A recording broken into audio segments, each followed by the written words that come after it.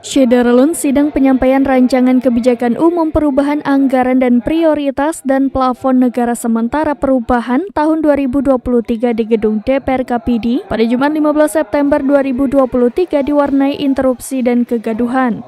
4 fraksi DPR KPD walk out atau keluar dari sidang dipimpin Ketua DPR KPD Mahfudin Ismail. Sekitar 21 orang DPR KPD keluar dari fraksi PDA, Gerindra, Golkar, PAN, dan fraksi Restorasi PKB. Sementara fraksi Partai Aceh atau PA tetap bertahan dalam sidang penyampaian KUPA dan PPASP. Adapun anggota DPR KPD dari fraksi Demokrat tidak hadir dalam sidang tersebut karena mengikuti BINTEK di Jakarta. Sidang yang dipimpin Ketua DPR KPD Mahfudin Ismail tetap dilanjutkan hingga selesai. Kursi yang ditinggalkan 21 anggota yang walk out kosong.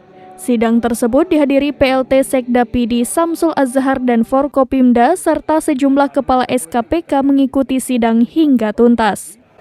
Cuma alasannya kenapa mereka walk out, saya pikir bahwa ini semua bersumber dari proses perekrutan KIP.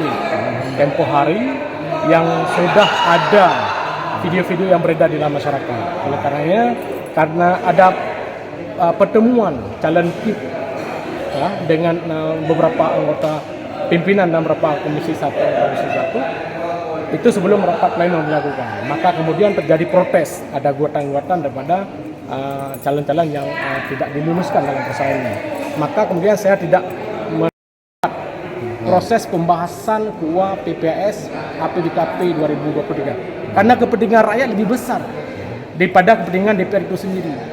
Kalau ini mandek, maka kemudian dilakukan perubahan perbuk dan segala macam, maka ini sangat tidak patut bila mana terjadi hal-hal demikian. Oleh karenanya saya hari ini berfokus pada dari PD Muhammad Nazar, serambinews.com.